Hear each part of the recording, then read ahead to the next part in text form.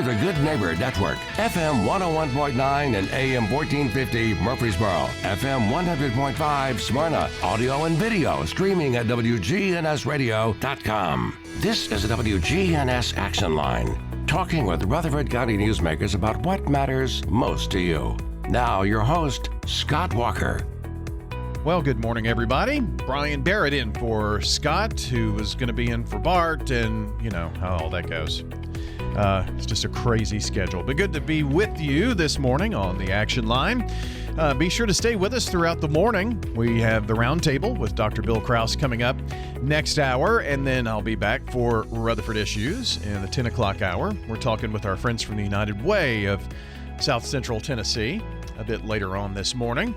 Also, a reminder, keeping an eye on the weather today, a level 2 out of 5 for severe weather possibilities this afternoon, damaging winds and hail, the possibilities with those strong to severe storms. And unfortunately, looks like around drive time, we'll have to deal with those. A check on the roads and another check of the forecast is coming up here in just a few moments. Well, today we're going to talk law and order. That's right. The law part of law and order.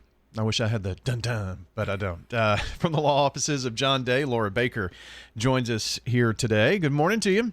Good morning, Brian. How are you? I'm good. Good to have you here. This is going to be a weird way to lead off, but that just made me think about law and order.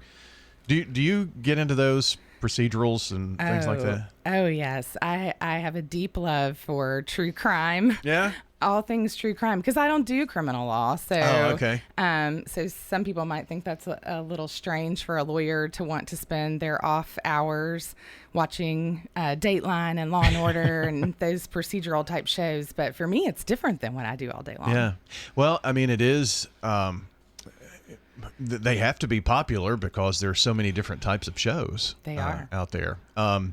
Is the order part of Law and Order, I guess, the courtroom stuff? I mean, is it, I know it's not real life, but I guess, do they get it close even? Some shows get it closer than others. To be honest, like 90% of lawsuits and, criminal cases would be really boring to the average person. Yeah. So they cover That's why they're not doing that, right? Right. They cover the 10% that's exciting. Yeah. So I would think even a high percentage of those never even get to a courtroom, maybe. I think that's very true, particularly here in Tennessee.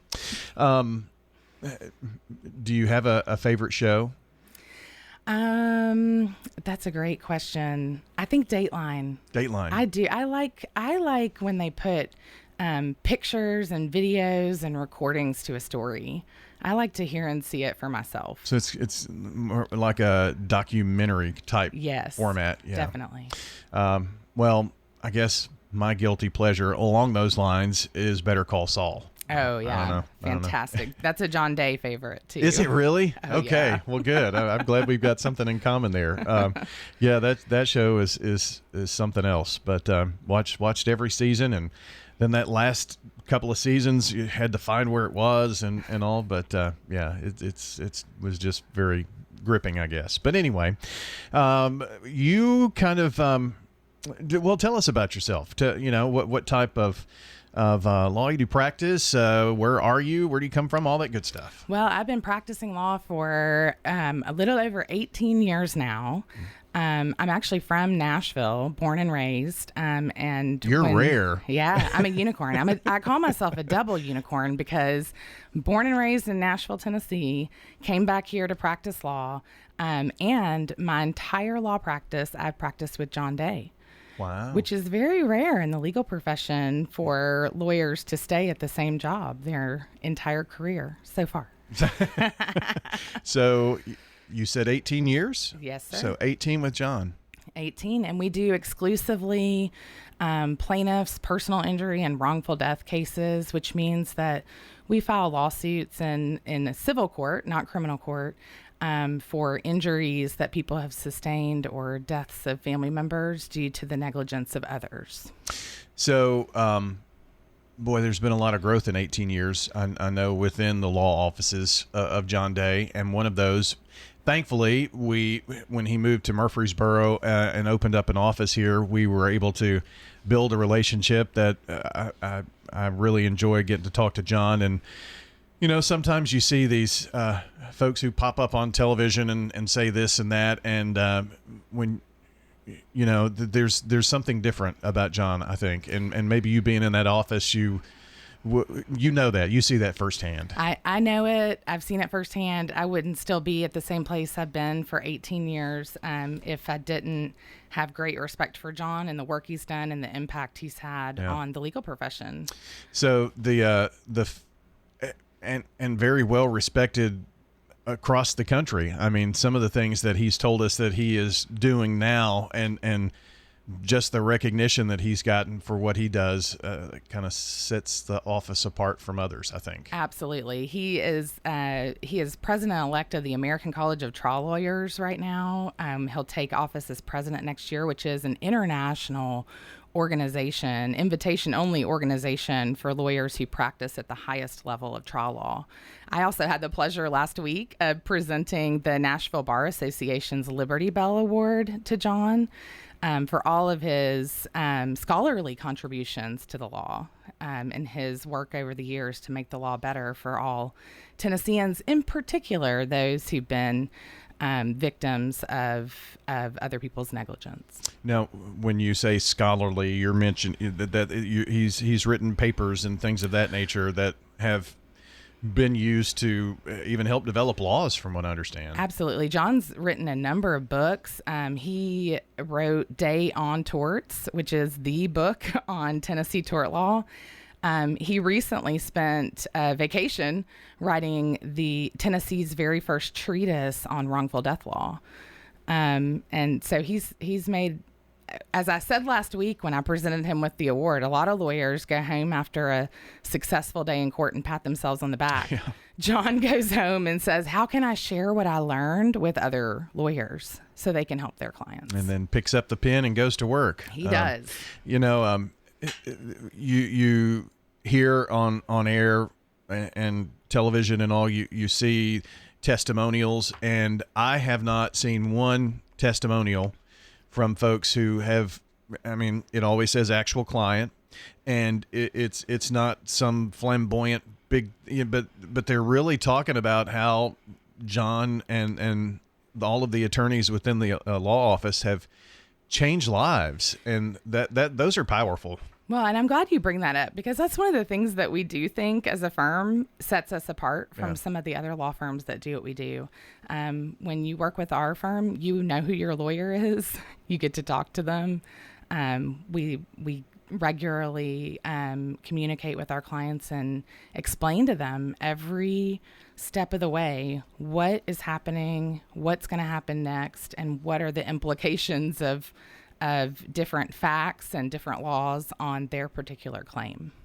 Well, Laura Baker is here with us today from the law offices of John Day. In particular, do different lawyers within the office, do you have certain, areas of expertise that you work in? Sometimes we get on a roll where we might get a number of cases with kind of the same subject matter. Every case is different, so sure. You can't, there's not one size fits all approaches to how to handle them. But no, all of our lawyers handle all different types of cases, which we think positions our clients better, so that no matter which lawyer ends up being the lead lawyer on their case, they have the education, they have the training, they have the skills to be a good advocate for our client. The firm itself, we, anywhere from car wreck cases to dog bite cases, premises cases like a slip and fall or a trip and fall, wrongful death cases, commercial vehicle cases, medical malpractice cases. It runs the gamut. Anytime there's been an injury or a death and some other person or entity caused it because of negligence, that's the type of work that we do. Yeah.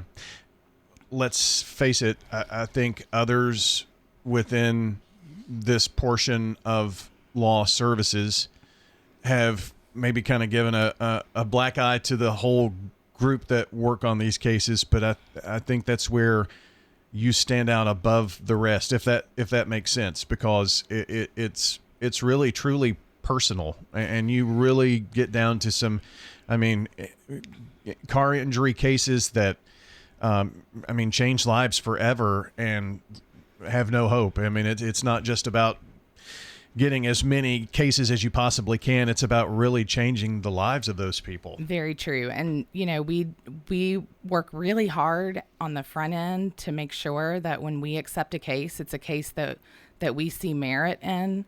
And we do try to kind of set ourselves apart by being at the forefront of all developments in the law, the rules of evidence, courtroom practice and procedure, so that anyone who calls us, whether it's the tiniest, injury claim from a car wreck, all the way to the most catastrophic cases, some that have really hit us hard that I can remember are, child death cases. Those are just awful, awful situations.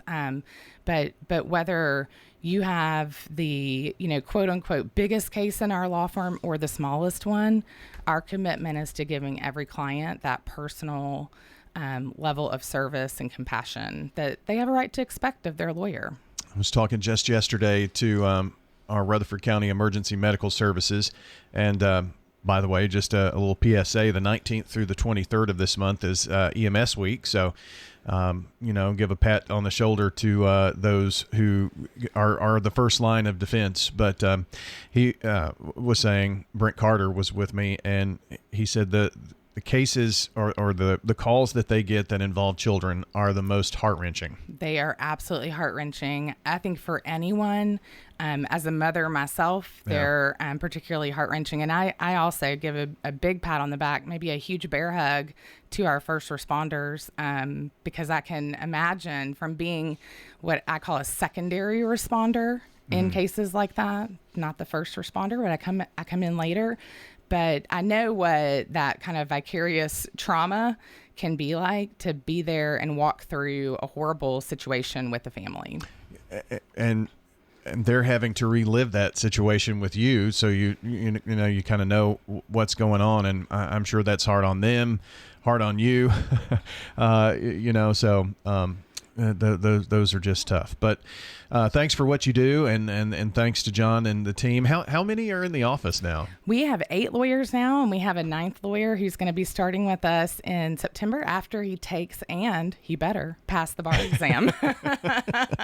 Hope he's listening right now. Yeah. Well, good luck on that bar exam. I hear that is quite the experience. It is. It's changed a lot over the years. Has it? Oh, yeah. Back when I took the bar exam, you wrote your answers. I think now it's all computer based. Oh, wow. Yeah. So you had to write as legibly as possible. Exactly. And is there a time limit on those tests and things? Yes, there is a time limit. Wow. And it's a 2-day exam. Gosh. Studying for that must have been, because this is what you want to do, but you've got to pass that exam, right? I always say it's kind of crazy that there aren't that many professions in the world where you have to take a test to be able to do the job to begin with. It's, on the front end. Yeah. A little stressful. I can imagine. And I guess that is just the black and white of rules and laws and things of that nature. When you take the bar exam, do you specialize, or do you just have to kind of know the wide gamut? You have to know the wide gamut. You are tested anywhere from, wills and estates to family law to tort law to commercial paper and secured transactions. Wow. It may not be something that you ever intend on practicing ever in your whole career, but you still have to know the basics of it, which actually I think comes in handy because lots of different areas of the law cross over in weird ways. For example, if we help, a married couple and in the course of us helping them, they get divorced, that can raise issues. So understanding a little bit, maybe just enough to be dangerous about divorce law isn't a bad thing. Or a client or a defendant ends up declaring bankruptcy. It's good to know just a little bit about bankruptcy law so that you can help navigate those challenges. As with anything in any profession, there has to be some, crossover a little bit. That doesn't mean you have to be an expert. Have you always really wanted to do law in terms of like you are now with injury cases and lawsuits and things? I've always wanted to be a courtroom lawyer. I've always wanted to help real people, and I've always wanted to be that voice for clients in the courtroom. So I guess maybe that has something to do with why I'm still at it 18 years later. And helping people along the way. And we're talking about cases that, I mean, it's not just a couple of weeks and you're done. I mean, you're living life with these folks for a while. Oh yeah, we're walking with most of our clients, for at least a year, sometimes a couple of years. It really depends on the case. Some folks have smaller cases and we're able to get those resolved for them more quickly. But everything sort of depends on when has our client recovered from their injuries, if it's a personal injury case, because that's the moment at which you can start working towards a resolution. Yeah. You wouldn't be able to do it beforehand because you wouldn't know the extent of your injuries or damages. Is it good to have Professor John Day just down the hallway or a phone call away? Oh, yes. John has in recent years said that his specialty in our law firm is answering the questions that have no answer, which he can do because of his years of experience and the, thousands of people that he's helped over the years. There's very rarely a situation that I walk down and say, hey, John, what would you do, that he doesn't have some prior client or case that he can hearken back to and say, this is how I would handle it. Yeah. And I guess when your name is on the door, that's your shingle that's got your name on it. You want to make sure that, not in a hovering micromanaging type of way, but higher quality people, Absolutely. Yep. He's got a huge commitment to us being, like I said, on the cutting edge of law. And, one thing that we lawyers in our firm do is we read every case that comes out of our appellate courts that touch on the type of work that we do, so that we always know what's the Court of Appeals, what's the Tennessee Supreme Court, what are they saying about the law that impacts our clients' cases, so that we can use that information to be better advocates. Well, Laura Baker is with us from the law offices of John Day today, and I think I went down a few rabbit holes with you, but I hope that was okay. It was great. just kind of talking about some things here. But we're going to come back, and if you would like to text in a question specifically around injury cases, lawsuits, that kind of thing, and what we're going to spend the rest of our time talking about this morning, pre-existing conditions and how those could affect the cases, and that's part of the digging down to the second and third layer of these things that we're going to talk with Laura about. So if you have a specific question kind of in that realm, I'll be sure to pass it along, and we'll talk about it here on the show in the next few. 615-893-1450 is the number to call. Make sure text. Let's take text this morning. It's just a little easier to get in. That way we can pass along the question there. So text 615-893-1450. I'm Bryan Barrett. You're listening into the Action Line this morning, and before our break here, let me remind you of our good neighbor of the day today, and that is Kevin Green. Kevin is today's good neighbor for exemplifying leadership through compassion and encouragement to the students over at Blackman High School. Kevin is going to receive flowers today from Jenny Harrison and everyone at Ryan Flowers Coffee and Gifts and News Radio WGNS. We were talking this morning about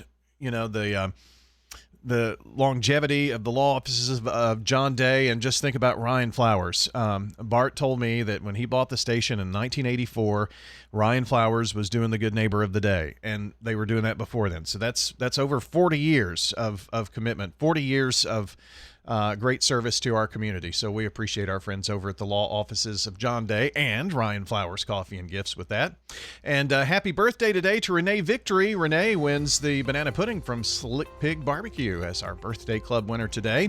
So happy 46th birthday, Renee. We'll be right back with more here on News Radio WGNS 1019 100.5 WGNSradio.com. Holden Hardware now has an e-commerce site. Go to doitbest.com/Holden-hardware and shop all the items in our warehouse. You can have them shipped directly to you, or most items can be shipped for free to Holden Hardware for pickup. Shop with us in person or go online to doitbest.com/Holden-hardware. One more time. doitbest.com/Holden-hardware. This is Peter Demas, and our family is inviting your family to come eat with us at Demas's restaurant. We really focus on value. They get value. They get more than what they pay for. They get a higher level service. They get higher level food at a price that is a lot more affordable. What we're trying to do is we're trying to give people the value, and again, that they were fulfilled both within their stomach and as well as their pockets. We want them to feel satisfied. Come eat with us at Demas's restaurant on Northwest Broad Street. Hey, this is Dan with Music World and Drummers Den. Come in for your guitars, keyboards, drums. We have you covered. Our prices will normally meet internet prices. When I buy a guitar, I have to put my hands on the guitar net. You can do that here. You can try your instrument before you ever put any money on it at all. And still cheaper than what you could get online most of the time, at least match their prices at worst. Come see us at Music World and Drummers Den, 2762 South Church Street, right across from the golf course. From the big news of the day to stories from everyday life, it's The Rick Burgess Show on WGNS, weekdays 11 till 2. Good morning. Still a little bit of traffic volume. 65 southbound at Trinity Lane. It's trying to load up again with a little bit more volume as you come past BNA Airport over here on I-40 West, coming in from Hermitage into Donaldson. Still pushing in from Wilson County right now. It's pretty heavy out through the Mount Juliet area headed towards Nashville. Still a little bit slow at times. 24 West as you come in from Murfreesboro, Rutherford County up through Antioch. Hey, when you need dependable towing in Middle Tennessee, call the best. That would be STR Towing and Recovery. STRtow.com. I'm Commander Chuck with your on-time traffic. Now, here's your Rutherford weather When forecast. severe weather strikes, we break in. We'll see a few scattered showers and thunderstorms at times this afternoon with cloudy skies, a high in the upper 70s. Tonight, chance for storms, a low 58. I'm meteorologist Jennifer Wojcicki on News Radio WGNS. Currently, it's 64. When severe weather strikes, we break in. A tornado watch is in effect for Rutherford County. The most up-to-date weather information. We'll be here with you on radio and with Rutherford Weather Video Channel. Rutherford weather updates on WGNS and watch on YouTube and Facebook with Rutherford Weather. The Action Line on FM 101.9 and AM 1450 Murfreesboro, FM 100.5 Smyrna. Listen and watch at WGNSradio.com. Back on the Action Line. Sorry for that pause. There are so many different buttons that I'm not accustomed to pushing. I have my buttons and where they're supposed to be, and it's just willy-nilly here with what Scott's done, but you know how that goes. We're talking with Laura Baker this morning from the law offices of John Day, and going to talk specifically, Laura, about, or you are because you're the expert here, but about injury cases and lawsuits and some of the things that you see where pre-existing conditions can have an effect, and I'm sure that's where you really have to ask a lot of the right questions to find out some of these things, right? Absolutely, because not every client or every person who has, suffered an injury has a fractured arm or a broken leg, something that clearly happened as the result of the traumatic event. I didn't have a broken leg 2 seconds before you crashed into my car in the intersection. Now I have one. There's nothing pre-existing going on there. Yeah. But for many people that we help, they have an injury, but it's to a part of their body that they previously had some other condition happen in that area of their body. So most of the time that comes up in cases with back injuries or neck injuries. I was just thinking back, you yeah, know. Sometimes emotional injuries. Yeah. But, everyone, as we age, as you're standing here right now, Brian, your back is losing basically water and it's turning into stone. It feels like it every morning. Yeah, mine too. But that's what, as we age, we are slowly developing arthritis and other, creaky joints, that sort of thing, is just a natural part of the aging process.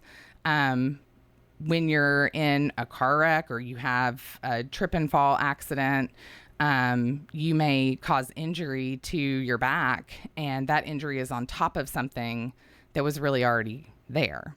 So being able to parse between what was already going on with your back versus what is now going on with your back can be a tricky thing. You need medical doctors to help make those distinctions and explain the difference between, a ruptured disc and some underlying arthritic changes, which are just a natural part of the aging process.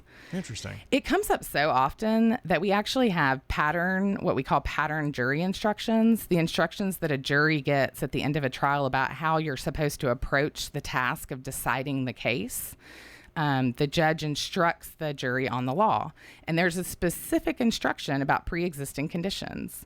And what it tells the jury is, if Bryan had a condition prior to this incident that got worse because of the incident, that is an injury, and you can award damages for that injury. The fact that it got worse. The fact that it got worse. If Bryan had no problems because of the pre-existing condition, so like as you're standing here right now, you got arthritis in your back, you may have never been to a back doctor, you may have never had physical therapy, you may never have had an injection, you may never have so much as complained to a doctor that your back was hurting. And in that case, the jury is empowered actually to award damages for the entire injury and not parse out like, hey, we think 10% of this injury is pre-existing and 90% of it is from this incident. If you can't distinguish between the prior and what happened after the incident, then the jury doesn't have to. They can award damages for the entire injury without trying to parse out, what was going on with Bryan beforehand. It's tough to be on a jury sometimes, isn't it? It is. And it's even tougher because there's not one side of that story. Yeah. The injured person and their lawyers and their experts put on their proof that this is a new distinct injury or that it's an aggravation, but it's gotten a lot worse. And then you've got the defense attorneys and the insurance companies that are putting on their experts and their witnesses to say, Bryan's making all this up. He already had it going on beforehand. And so they're doing their due diligence, and the defense is digging up information, and they're going to your doctor and subpoenaing records, things like that, right? That's right. Actually, most of the time, our clients are having to produce past medical records in the case so that the other side has a fair chance to look at them and run them by their own expert and put on their own proof of their position in the case about, how much this was an aggravation or not an aggravation or not a new injury at all. How difficult is it with health records and things of that nature?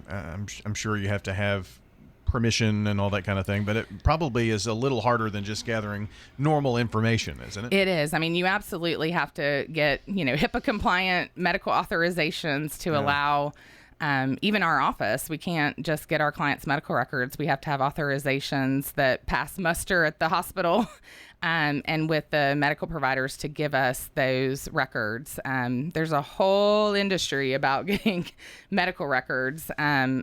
Thankfully, we've moved into the age of electronic medical records, so that's getting a little bit more formulaic how to get them. There are companies that are making sure that those records get uploaded or scanned over and sent to all the lawyers in the case. Yeah, wow. Very interesting. We're talking with Laura Baker today with the law offices of John Day, talking about pre-existing conditions and how that can affect your case, your situation, whatever that might be. And there's a question that has popped up here from 8507, and it was kind of talking about that same almost similar scenario that you gave, and in a roundabout way, this person had a previous work-related accident that caused them to be out of work for what is that? When people text and they use the shorthand, sometimes it's trying to... You don't know the new language? Yeah, it's like, no, I don't. But that they were out of work for several months, and then years later, were in a car accident, and they're working through that right now, it seems. So even something that happened a decade ago, that's still part of the pre-existing condition, I guess? That's up for debate. That's why there are two sides to every case. But we've helped many people who've had injuries or conditions that occurred decades ago, even years ago, and there's been nothing else, for a lengthy period of time with that condition until a wreck or a trip and fall or some other incident happens. And so, when you're talking to that plaintiff's medical providers, they may say, no, that doesn't really have anything to do with this. This is a completely new injury. They were doing fine. They had nothing going on with them. You may then get an expert on the other side that says this is all part and parcel of the thing that happened 10 years ago. And that's why medical records do end up being pretty important, because both sides are interested in what they say and then want to have medical experts to come in and explain the medicine behind that. You can't actually go to court on an injury claim without having a medical doctor testify about it. We have requirements that someone with that specialized knowledge and training present to the jury on what are the injuries, what caused the injuries, what is the extent of the injuries, and what happened because of them. Yeah. And then you get counter experts that will try to poke holes in that. So for our texter, the very end says, do I have any hope in this injury case? And I think from listening to you, that answer is yes. You just need to, get with someone like the law offices of John Day. That's right. And the answer is yes. And I'll tell you that one of the things you learn in law school, and you might be tested on in the bar exam, is the concept of an eggshell plaintiff. And what that concept means is that people who cause careless accidents, they have to take you as you come. So if you already have some aging in your back and they make it worse, they don't really get credit for the fact that you weren't a perfect specimen before they caused injury to you. You're an eggshell. Oftentimes, I think an aggravation of a pre-existing condition is actually worse than if you cause the same injury to somebody who's never had that problem before, because that person may recover better from it than a person who has had some ongoing issues or issues over the years with that body part. This is probably not an analogy that you have ever been presented with, but it just popped into my mind. If Humpty Dumpty were in the courtroom and he had, been pushed off of the wall, you look back, did he have a crack in the shell before? You mentioned eggshell, so that maybe... Exactly, yeah, that's exactly the concept. Okay. You can pass the bar exam, Brian. Wow, look at me. So give us kind of the bottom line here is, I think, sometimes maybe we want to keep, even if it's to our benefit and we're seeking help with an injury case or a lawsuit, sometimes we want to keep some things under the radar or off the table, or, just not bring those up. Every single detail is important because the defense is going to try to find a weakness or in the case. I mean, that's their job, right? They are. And so that actually is why particularly when you're dealing with a pre-existing condition and a new injury on top of it, a lawyer can be very helpful, because we spend a lot of time getting those past medical records ourselves. So that we know what the defense is going to know, and we can figure out, is this going to be a problem for the case, or is this that eggshell? Like Humpty had a crack before he fell, but when he fell, everything was cracked. Right. So that's a lot worse than what was there before. The in part of your going through a case and discovery of evidence and things of that nature, I'm sure you've run across situations where maybe the person that you're helping didn't think that those two things could be related to each other too, right? Absolutely. And that's why the law requires that you have medical experts. Not just that we have medical experts for our clients to prove that the injury was from the wreck, but the defendant, the defense attorneys, they're held to that same standard. So if they want to say it wasn't caused by the wreck, they can't just say it. Yeah. They got to have a doctor to support that position. So you could have the plaintiff have a doctor and the defendant or in the defense in this case, and they can get expert opinions that could be different because they are, again, opinions, but they're the expert, right? Exactly. Wow. And then both sides, cross-examine the things you see on Law and Order. Cross-examine the doctors and poke holes in those opinions if they can. Sometimes I find it fascinating how courts work, and the fact that there is such a weight on the jury, and I'm not sure that the jury ever gets a lot of credit for that, because you have people that aren't experts in that in these necessarily, and they're making decisions. They're the ones that have to decide which of these doctor experts is right in their opinion. So Exactly. it's a tough thing, isn't it? The one thing about being a juror, and I so far have never had the pleasure of it. I don't know if I will get Probably to not. now. I've never gotten quite that far in jury selection myself. But, one of the things I say, love. I'm a lawyer, and then this, okay. Yeah, they're kind of like, all right, get out of here. But one of the things that I think is really cool about how juries are instructed on how to approach their task, what the judge tells them is you don't check your common sense at the door. You come in here with your lived experience and what you know as a human living in this world, and you get to bring that to your task too. And so we don't have expert juries. We don't have professional juries. You get to take the evidence that's presented to you and as a group decide what the just answer is to it. Laura, it's been fun talking to you this morning, and I think we've learned a lot here, and I'm going to be biased in this, but I think you work at one of the best offices in the country. We really think a lot of John here at the station. I think he's helped a lot of people just having conversations like we have today with you on the station. I'm not sure if every single lawyer in the office has been on the air with us or not, but I know a lot of you have. So, and great spokespersons here to help us understand the law a little bit better. Yeah.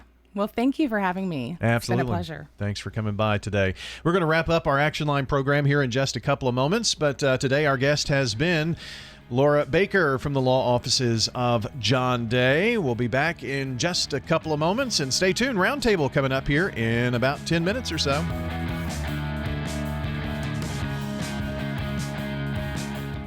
Hi, this is Tina Fox at the Rutherford Farmers Co-op. Come see us for all your lawn and garden needs. Also, if you're looking for that great gift idea, please come see us. If you're looking for that perfect outfit or a wedding gift or baby gift, come see us at the Rutherford Farmers Co-op. And if you haven't heard, we also carry the rain chains. If you're looking for something to replace your old gutter or put somewhere where you can't put a gutter, come see us at the Co-op Farm and Home Center, Middle Tennessee Boulevard, just off of South Church.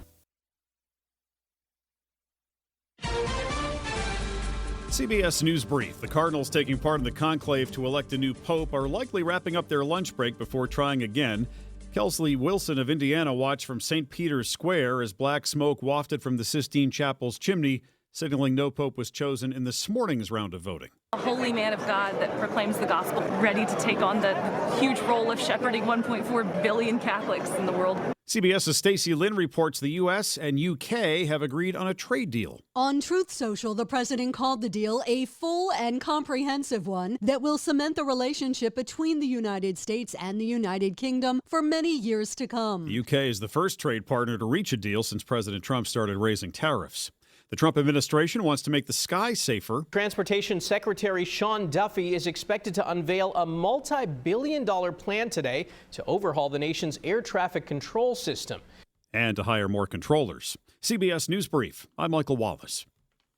Get old. Old National Bank, that is.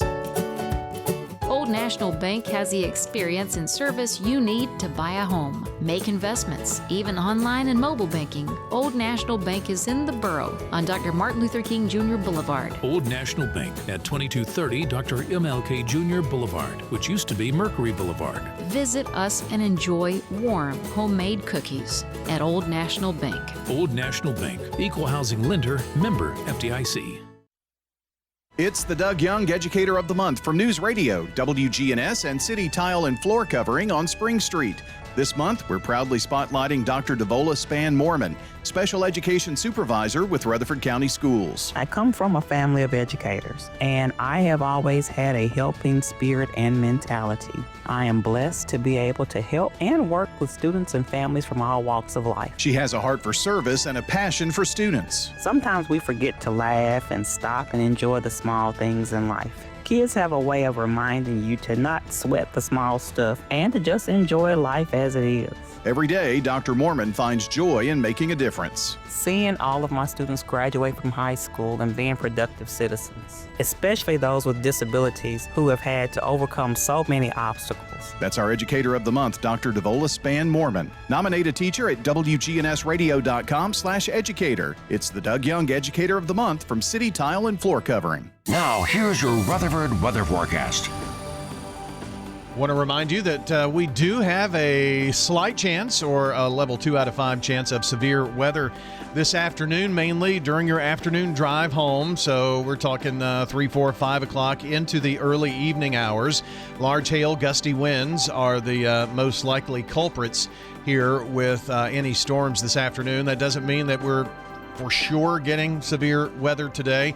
It's kind of what we would consider a low-end threat, but this chance of strong to severe storms in the forecast for us today.